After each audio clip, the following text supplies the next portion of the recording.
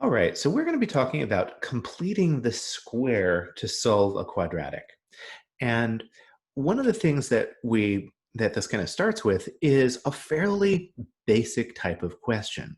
So if we were to solve something like x squared is equal to 25, if I were to ask you what your solution to that would be, most people are just going to jump to say, oh, 5.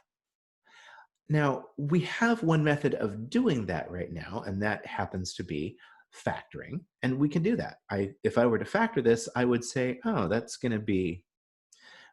to be, x squared equals 25. I'd move this term over, so I'd have x squared minus 25 equals 0.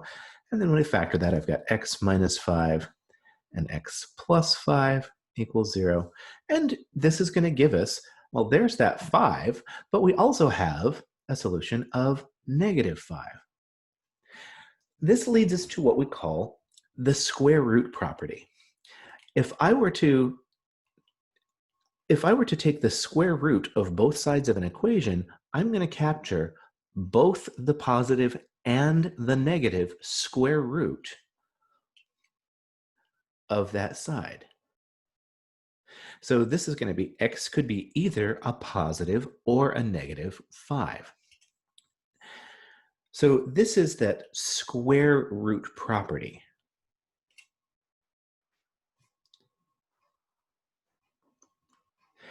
And as soon as I see that square root property, all of a sudden, we're able to solve things that we wouldn't be able to solve before.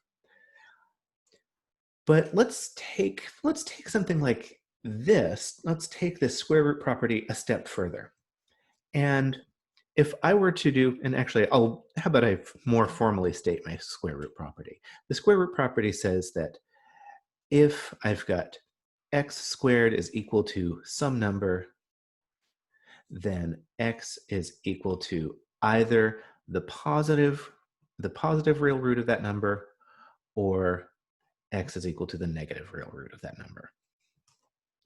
This also is actually going to include this is also going to include the imaginary roots. So I probably shouldn't have just said the positive real root. It's just the positive or negative roots of that number.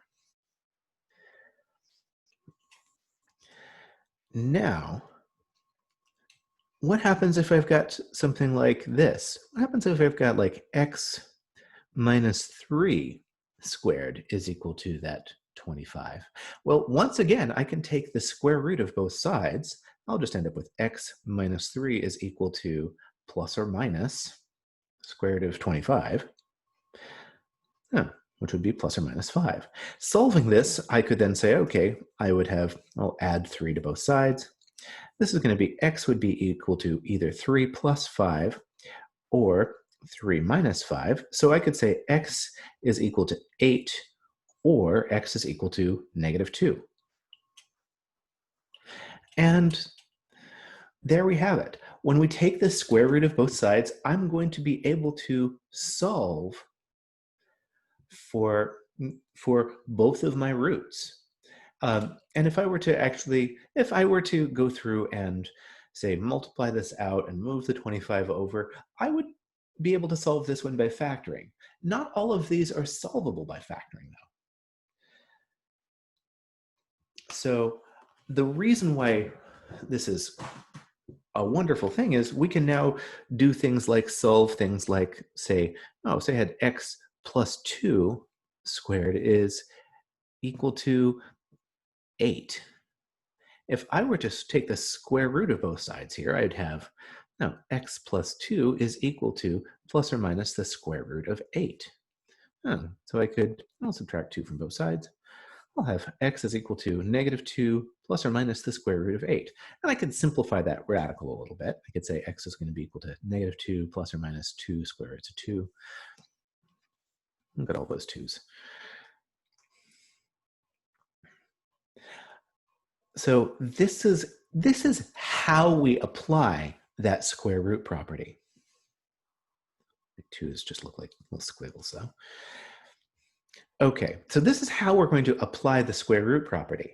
The question then arises, how do we set up something like this, or how do I make something into this form? And that's where this idea of completing the square comes in. So what we're going to do when we talk about completing the square, I'm going to remind folks that if I've got x plus some number, some constant squared, if I were to square that, I'd end up with x squared plus 2c times that x, and then plus that c squared. If this were subtraction in here, this would be x squared minus 2c times that x. So here's the thing. If I want to have a perfect square trinomial, I want to look at half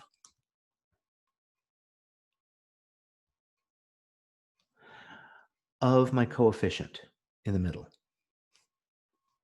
So if I were to take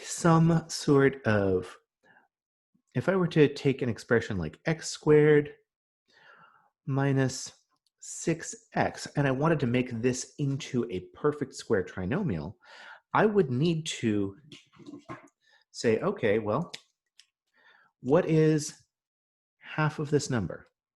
What would I have to add to this to make it a perfect square trinomial? So this would be,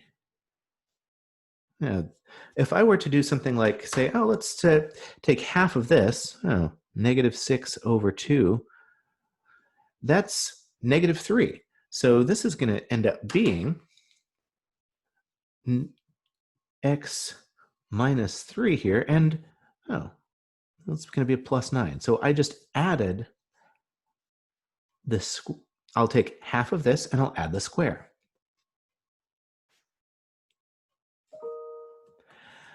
That leads us to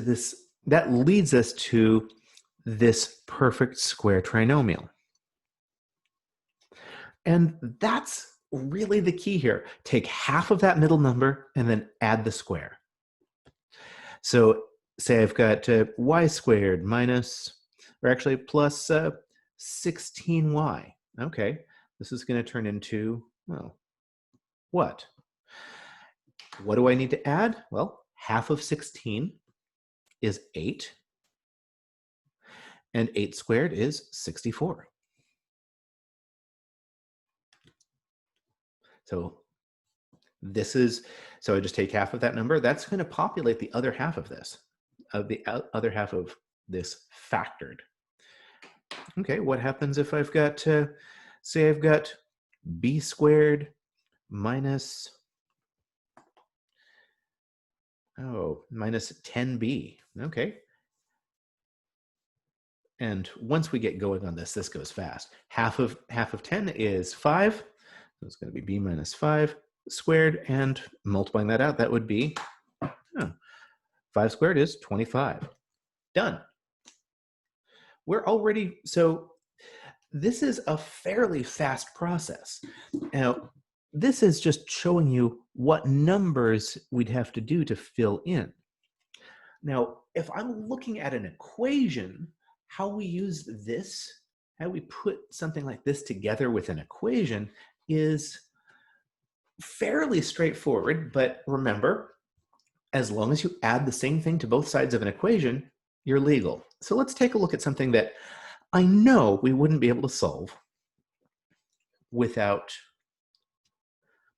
I know we wouldn't be able to solve this. Say I've got like x squared plus 10x is equal to 3. I could tell if I moved that 3 over, I wouldn't be able to factor it to solve it. But what happens when I complete the square? Now, in an equation,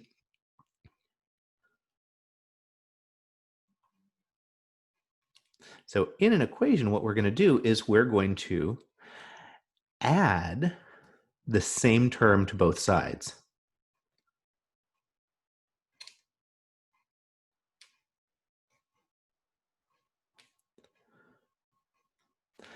Then I'm going to Then I'm going to factor and apply that square root property.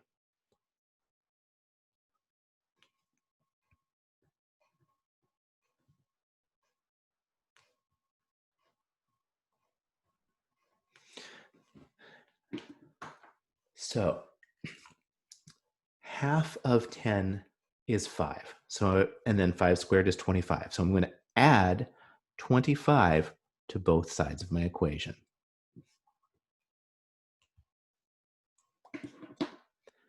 Now I can factor. So this is going to be x plus 5 squared, and that's equal to 28.